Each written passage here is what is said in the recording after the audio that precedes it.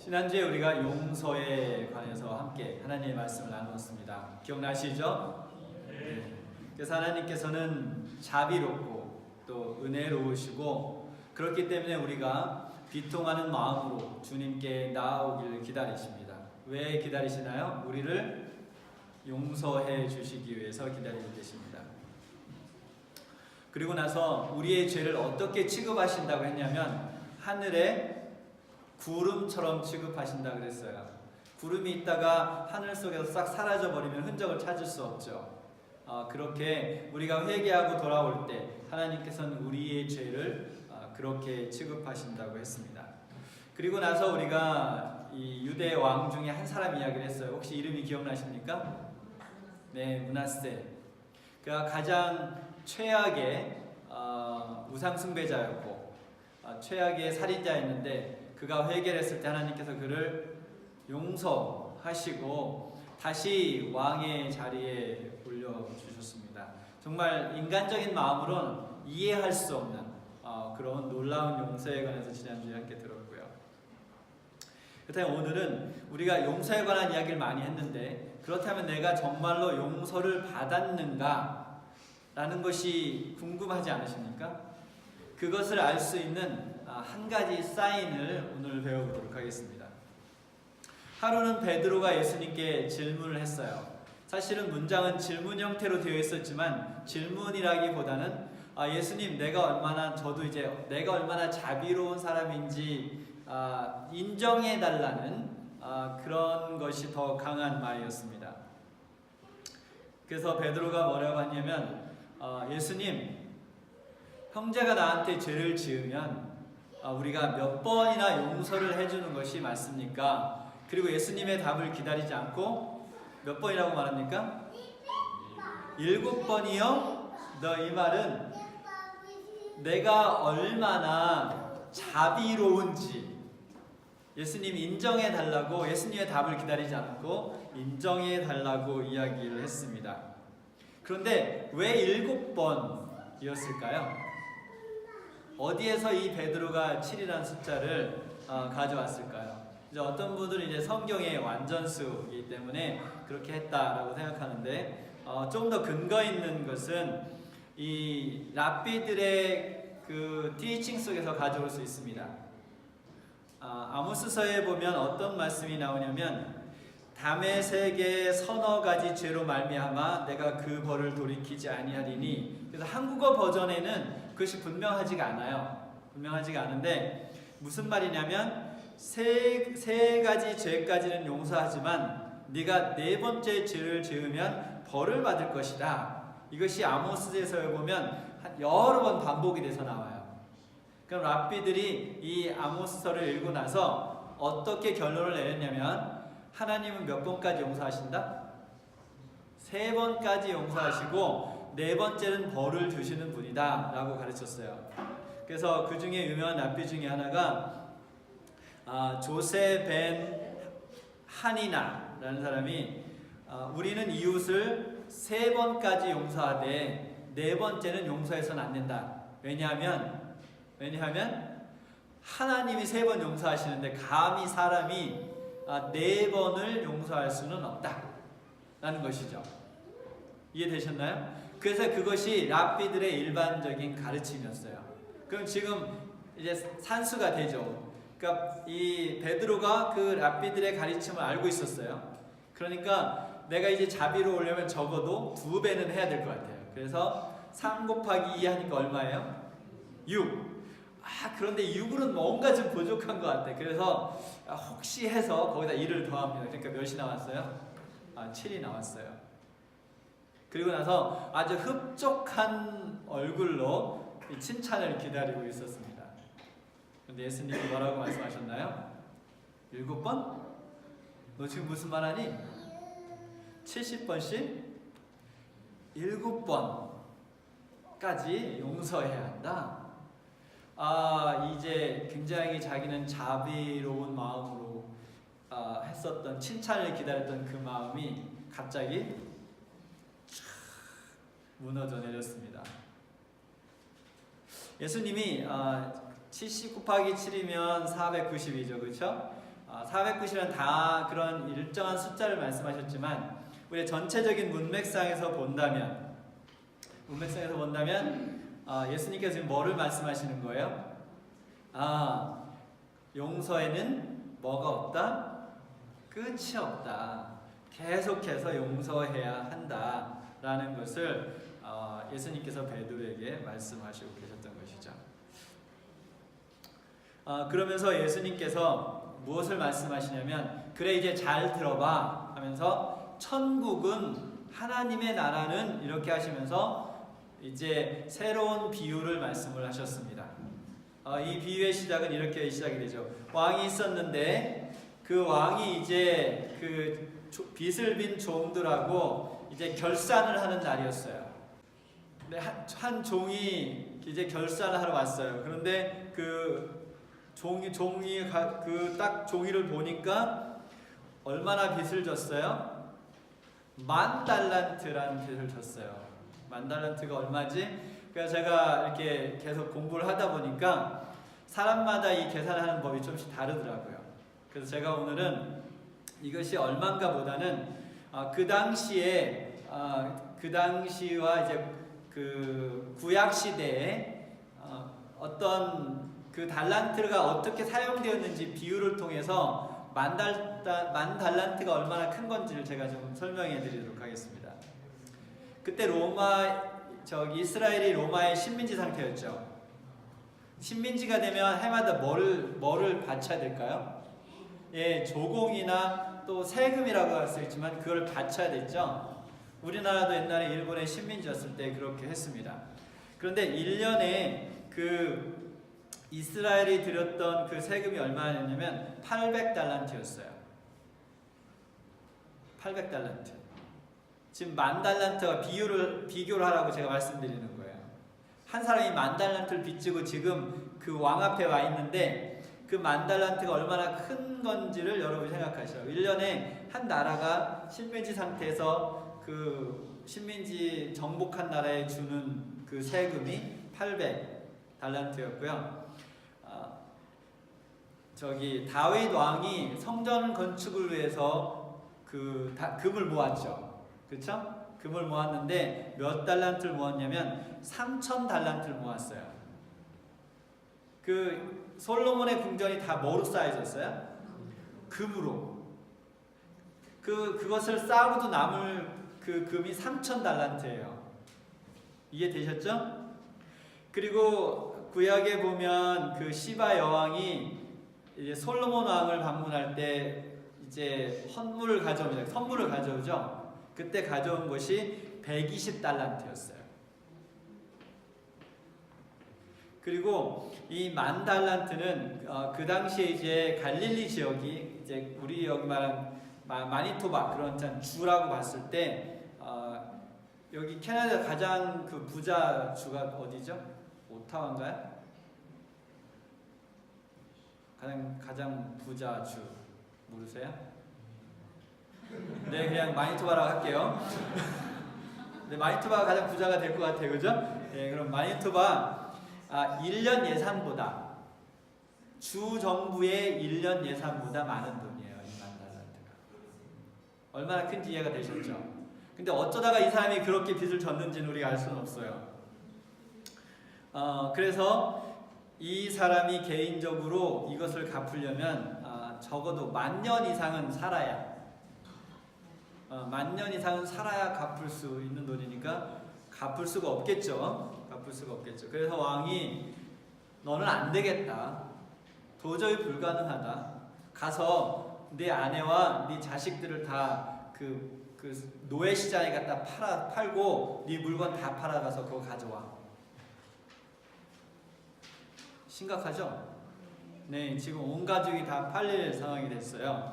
근데 그 당시에 최고로 비싼 노예가 얼마에 팔렸냐면 1달란트에 팔렸어요.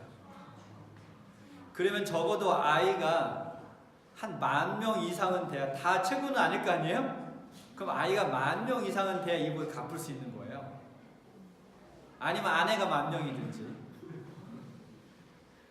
도저히 갚을 수 없는 상황인데 지금 왕이 하는 얘기는 뭐냐면 네가 갚을 수 없지만 어쨌든 네가 가진 것을 싹 다 팔아서 그걸 가져와. 이게 지금 이 상황이에요. 여러분이면 어떻게 하겠습니까? 이 상황에 마음대로 하세요. 그러겠어요? 가끔가다 그런 사람들이 있잖아요, 그렇죠? 마음대로 하세요. 근데 이 사람은 그렇지 않았어요. 그냥 가서 넓적 왕한테 엎드려갖고 제발 살려주세요. 제가 꼭 갚겠습니다. 근데 갚을 수가 없어요. 하지만 적어도 빚진 자로서 할 수 있는 말은 그 말밖에 없잖아요. 제가 언젠가는 꼭 갚겠습니다. 만년을 살아도 못 갚을 돈인데 어쨌든 갚겠습니다. 근데 그렇게 애걸하는 그 종을 보고 왕이 어떤 마음이 들기 시작했습니까? 그래, 뭐 돈이 다냐? 살려줄게. 용서해줄게. 이제 빚 다 탕감해줄 테니까 집에 가라. 야, 이제 막 거의 숨이 넘어갈 뻔했더니 종이 생기가 돌기 시작했을 것 같죠? 그죠? 생기가 돌아서 아마 한 100번은 절을 했을지 모르겠어요. 왕 앞에 절을 하고 아마 어디를 향해 가고 있었습니다. 아마 집을 향해 가고 있지 않았을까요? 아내와 가족들에게 드디어 우리가 자유의 몸이 되었다. 근데 가다가 누구를 만납니까? 네, 자기한테 100데나리온 빚진 사람을 만나요. 이 100데나리온은 어느 정도냐면 그 10,000달란트의 60만 분의 1이에요. 그래서 그 당시 1인 그러니까 한 명의 노동자가 3달에서 4달 정도 벌 돈이죠. 작은 돈은 아니죠. 네, 역시 작은 돈은 아니지만 자기가 빚진 거에 비한다면 감히 비교도 할 수 없는 작은 돈인데 이 종을 자기의 빚진 종을 만납니다. 그런데 지금 케이스가 달라요. 첫 번째 케이스는 누구와 누구의 관계였어요? 왕하고 종하고의 관계였는데 지금 이 두 번째 케이스는 누구하고 누굽니까? 같은 종 간에 일어난 일이에요. 케이스 자체도 다르죠. 금액도 다를 뿐만 아니라. 근데 이 종을 만나자마자 이 10,000달란트 빚진 종이 어떻게 합니까? 옷을 잡은 게 아니에요. 그걸 잘 보면 목을 잡았어요. 목을 촉 이렇게 목을 팍 잡고 야 당장 갚어. 아마 벽에다 이렇게 붙이고 막 밀어붙였겠죠. 그럼 막 숨을 못 쉬면서 제발 살려달라고 갚겠다고. 그러니까 네가 갚어? 말도 안 돼. 근데 어떻게 감옥을 넣은지 모르겠지만 그래갖고 이 종을 갖다가 감옥에 집어넣어. 너 갚을 때까지 거기 있어. 근데 다행히 증인이 있었어요. 증인이 굉장히 중요하죠. 이 두 사람 사이에 일어난 일을 다른 종들이 봤어요. 그러면 그것을 본 종들이 어떻게 했습니까? 이야, 진짜 못됐다. 저는 10,000달란트나 삭감을 받고 자유를 받았는데 겨우 100데나리온 빚진 자한테 저렇게 하면 돼. 여러분 같으면 이 상황이 어떻게 하겠어요? 네, 셀폰을 딱 꺼내서 아마 이미 동영상을 찍었을 거예요. 이미 그렇죠? 동영상을 찍어갖고 왕에게 갔습니다. 왕이시여, 이건 고자질하는 게 아니라 도저히 제 마음에 참을 수가 없어서 울분이 생겨서 왔습니다. 뭐냐 말해봐라.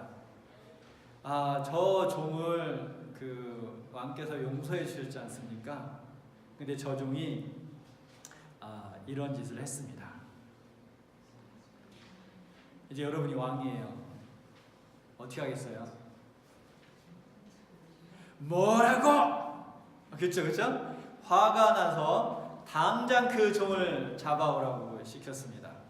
뭐라고 말했냐면 잡아오고 나서 악한 종아, 내가 빌기에 내가 내 빚을 전부 탕감하여 주었거늘 내가 너를 불쌍히 여긴 것 같이 너도 내 동료를 불쌍히 여김이 마땅하지 아니하냐.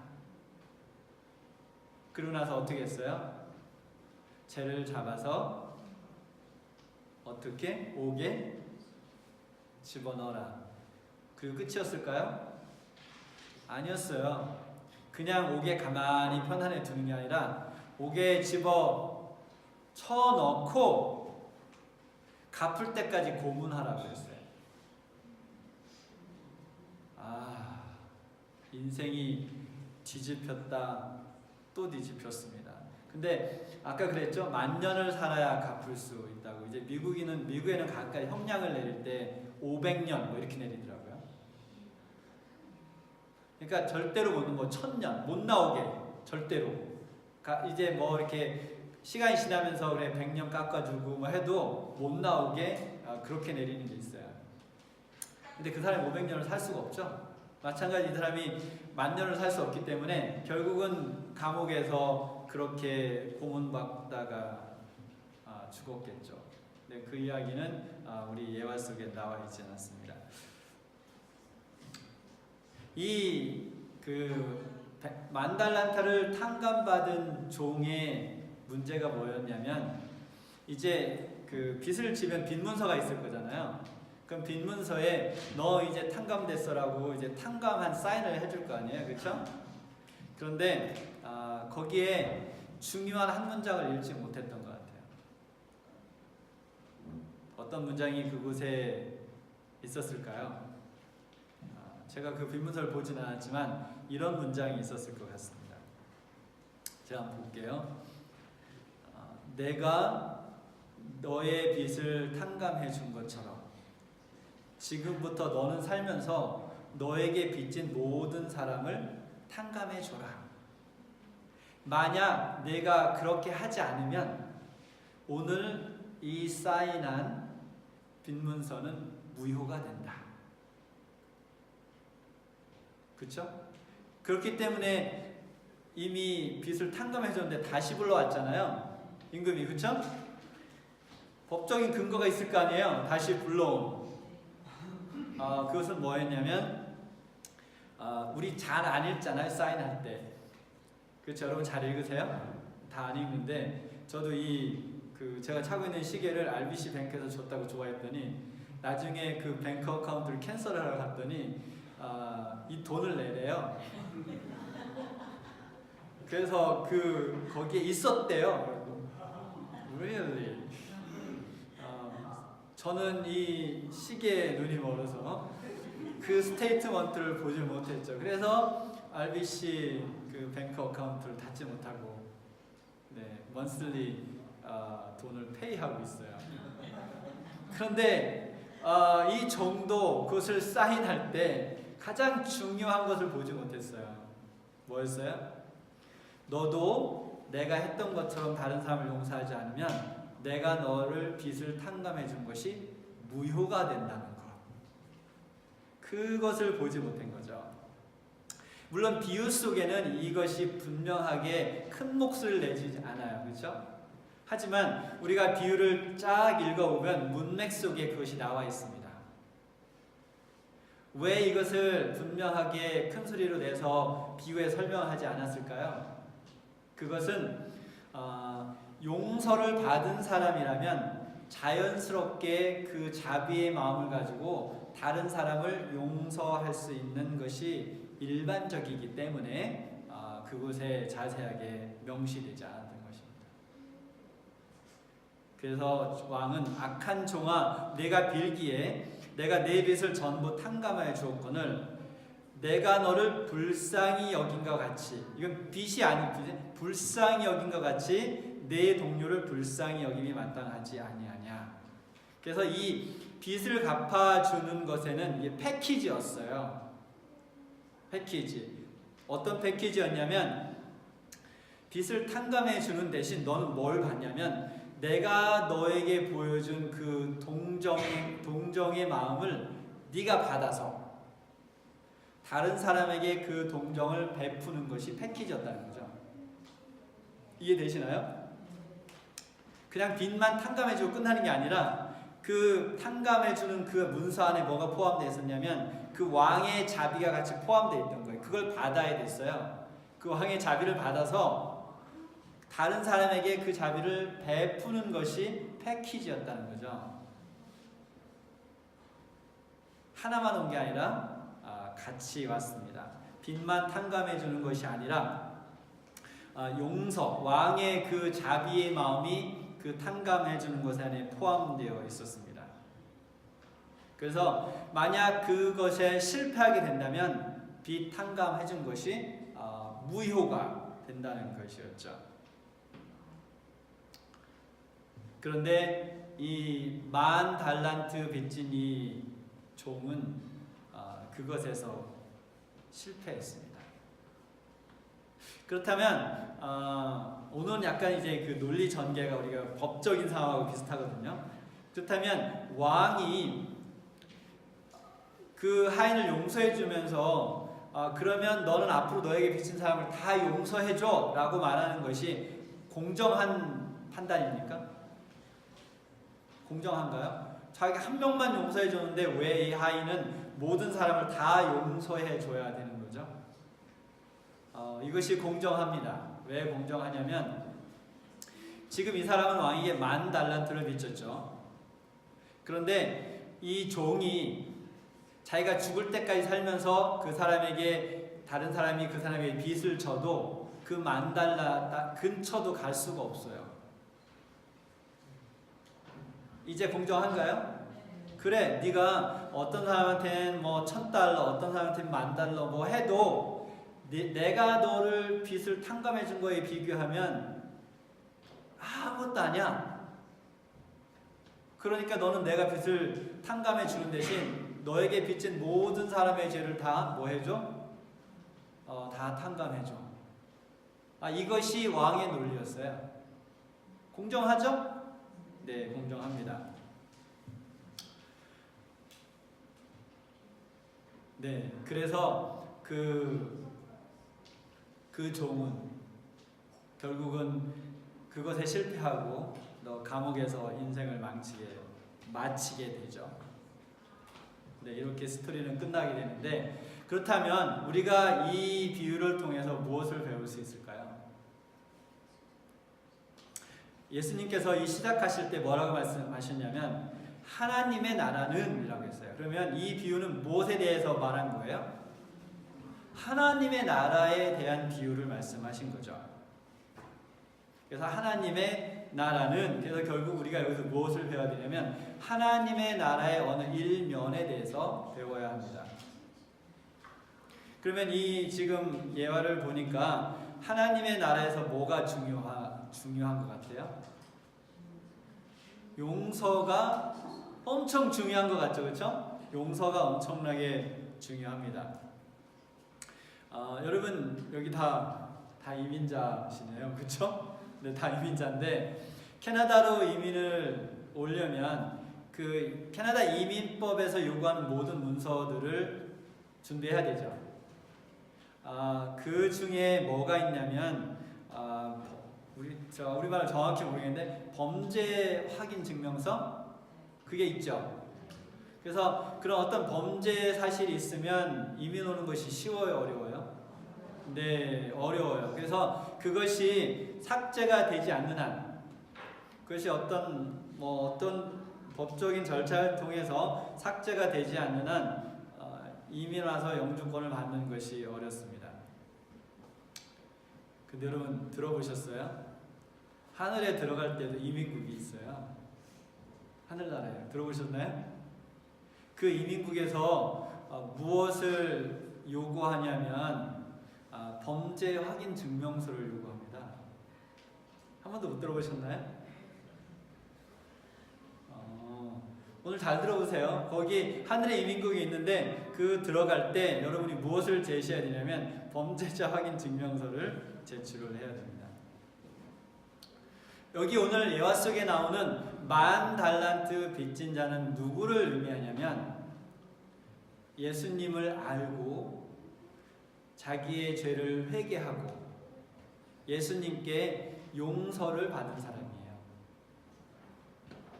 다시 한번 할게요. 여기에 지금 10,000달란트 받은 사람은 누구냐면 예수님을 만나고 잘못을 회개하고 용서를 받았어요. 그 뭐가 삭제됐어요? 크리미널 레코드, 범죄 사실이 네, 클리어해서 삭제됐어요. 그리고 나서 여러분이 이 하늘나라에 들어갈 때 필요한 비자 도장을 찍어줬습니다. 그래서 여러분이 하늘나라에 무사히 들어갈 수 있도록 범죄 사실을 클리어 해주신 거죠. 그런데 여러분 예수님께서 범죄 사실을 클리어했을 때 여러분도 역시 사인을 했어요. 이제 예수님의 보혈의 피로 나의 모든 죄가 용서받은 것을 믿습니다. 사인을 다 했습니다. 그래, 너는 오늘부터 너의 모든 죄는 용서받았다. 이제 너는 하늘에서 살 수 있는 자격을 부여하라. 네, 이렇게 해서 하늘 시민권을 받았습니다. 그런데 여러분이 그 사인한 페이퍼에도 조건이 달려 있어요. 안 읽어보셨어요? 네, 꼭 읽어보셨어야 되는데 그것을 아직 안 읽어보셨군요. 제가 대신 읽어드리도록 하겠습니다. 마태복음 6장 14절 15절에 보면 너희가 사람의 잘못을 용서하면 너희 하늘 아버지께서도 너희 잘못을 용서하시려니와 너희가 사람의 잘못을 용서하지 아니하면 너희 아버지께서도 너희 잘못을 용서하지 아니하시리라. 못 읽으셨어요? 여러분 침대 맞을 때 그거 못 읽으셨어요? 여러분 비자 한번 꺼내서 다시 한번 보세요. 거기 있습니다. 뭐라고 써 있는 거예요? 내가 너를 내 보혈의 피로 용서해 줬어. 그런데 너도 내가 너를 용서한 것처럼 모든 사람을 용서해 줘야 돼. 용서하지 않으면 내가 너를 용서해 준 그것이 뭐가 된다고요? 무효가 된다는 거죠. 아직 모르셨어요? 그것이 지금 성경에서 말하는 용서입니다. 그런데 다시 한번 왕처럼 이것이 공정한가요? 아까 왕이 하인에게 말한 것처럼 내가 너의 빚을 갚아준 것처럼 다른 사람을 다 용서해줘, 빚을 탕감해줘 라고 한 것이 이제 공정하다는 결론을 우리가 내렸어요. 그렇죠? 그렇다면 예수님께서 내가 너의 죄를 용서한 것처럼 다른 사람의 죄를 용서해줘 라고 말하는 것이 공정한가요? 네, 어떻게 공정한지 보겠습니다. 우리의 죄가 용서받기 위해서는 누군가 죄값을 치러야겠죠. 누가 우리의 죄값을 치렀나요? 예수님께서 치르셨죠. 그렇다면 여러분이 만약에 할 수 있다면, 여러분에게 할 수 있다면 여러분이 온 우주에 있는 것을 다 옥션에 갖다 놓고 팔면 예수님의 보혈의 대가를 지불할 수 있을까요? 없어요. 결국은 이 김덕수라는 한 사람이 일생 동안 살아가면서 저를 힘들게 하고 괴롭히고 상처를 주고 저에게 죄를 지었던 모든 사람들의 죄를 다 모아도 예수님께서 나의 죄를 위해 십자가에 돌아가신 것과 비교하면 여러분이 태평양에 가서 모래 하나를 바다에 던지는 것과 똑같다는 거죠. 이해되셨나요? 우리가 예수님의 보혈의 피로 용서받은 것이 어떤 가치인지를 알아야 됩니다.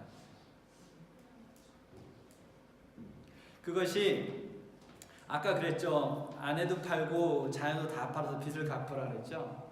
네가 가진 것을 다 팔아서 빚을 갚으라고 했죠. 그렇죠? 근데 갚을 수 없는 금액이었어요.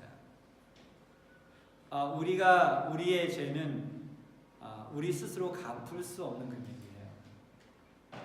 그렇기 때문에 예수님께서 보혈의 피로 갚으셨죠. 그리고 나서 우리의 죄를 용서해 주실 때 그곳에 한 가지 조건이 있었습니다. 내가 너희를 용서한 것처럼 너희도 서로 어떻게 하라고요? 용서하라. 그래서 저와 여러분이 하나님께 지은 죄가 뭐냐면 10,000달란트예요. 10,000달란트. 그리고 아까 설명한 것처럼 우리가 살면서 사람들이 우리에게 지은 죄는 100데나리온입니다. 그것의 가치는 바뀌지 않아요.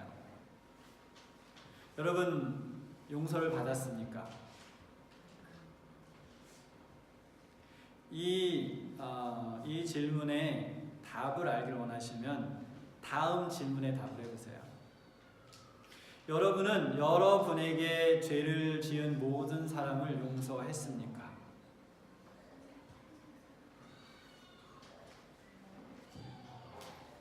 만약 여러분의 답이 yes 라고 한다면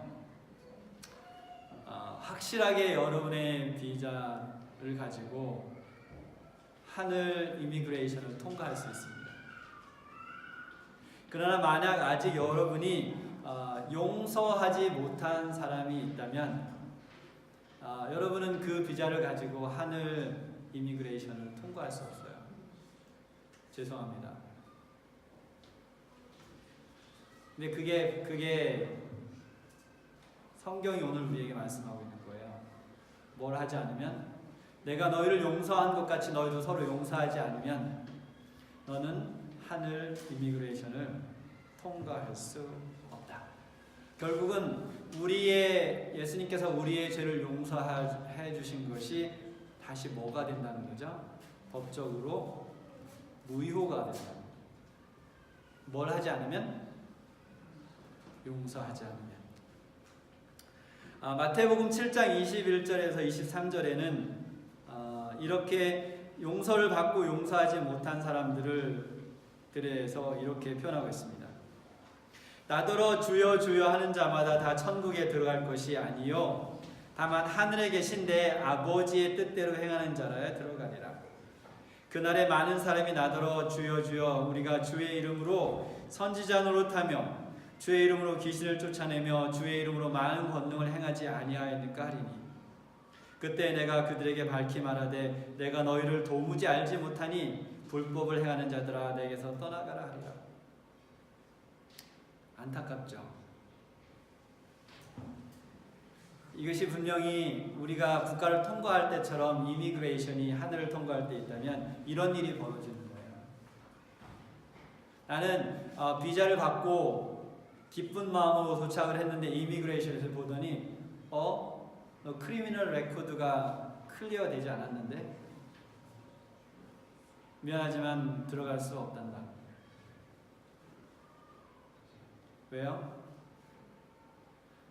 우리의 법적으로 예수님의 보혈의 피가 우리를 용서해 주신 것이 우리가 다른 사람을 용서하지 않았기 때문에 무효가 되어버렸다는 것이죠. 예수님께서는 용서의 모분을 우리에게 보여주셨어요. 그분이 골고다에서 십자가에 못 박힐 때 이제 로마 병사가 그의 팔에 그리고 그의 다리에 못을 박을 때 예수님이 뭐라고 말씀하셨습니까? 주여 저들을 용서하여 주시옵소서. 저들이 하는 것을 알지 못하니이다. 예수님은 지금 누구를 용서하고 있어요?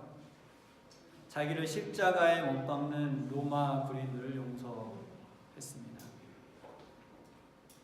그들만 용서했던 것이 아니라 모든 인류를 위해 던진 말이었습니다. 저들이 하는 짓을 알지 못하나이다. 저들을 용서해 주시옵소서.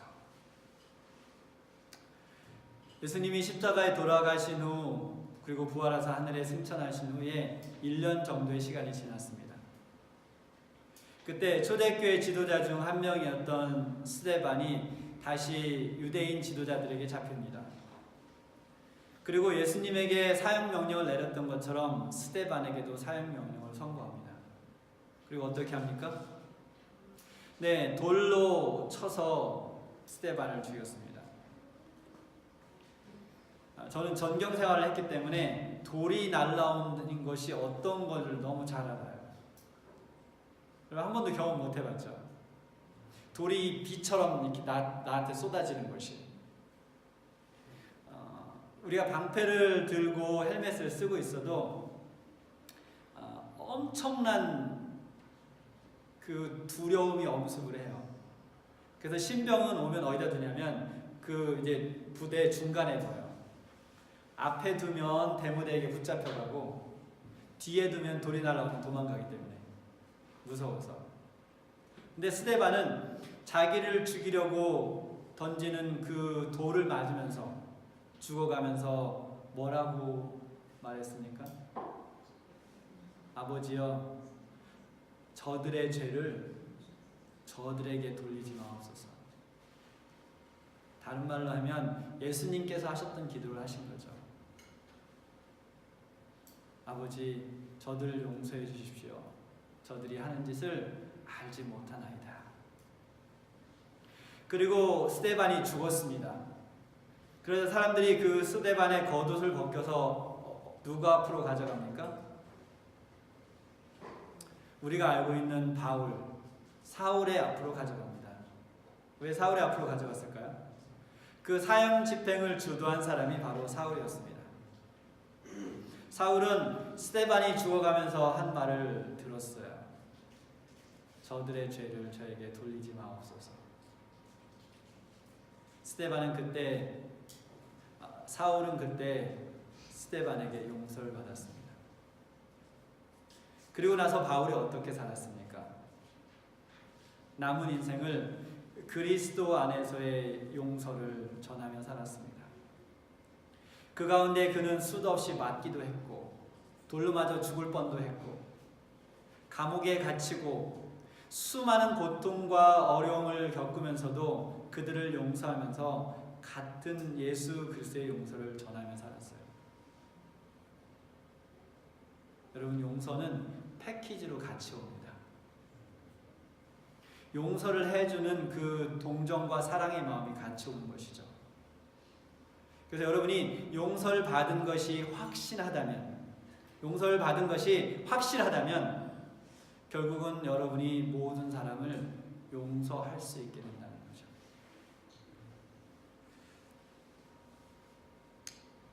용서는 용서를 낳습니다. 보복은 또 다른 보복을 낳습니다. 우리 사랑하는 교인 여러분, 진심으로 예수님께 용서받으시기 바랍니다. 그리고 용서받으실 때 예수님의 용서와 예수님의 자비와 예수님의 동정을 함께 받으시기 바랍니다. 그리고 그것을 통해서 용서하시기 바랍니다. 여러분의 배우자를 용서하십시오.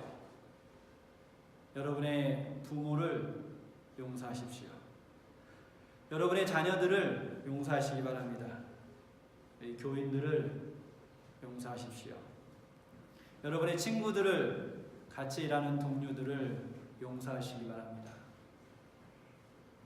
그리고 여러분의 원수를 용서하시기 바랍니다. 잠시 기도하겠습니다. 오 사랑의 하나님, 주님께서 하신 용서가 우리 마음속에서 지금 이 시간 시작되게 하옵소서. 그동안 저희가 용서하지 못했던 모든 사람들을 용서하는 일이 지금 성령의 능력으로 이 시간 이곳에서 시작되게 하옵소서. 예수님 이름으로 기도합니다.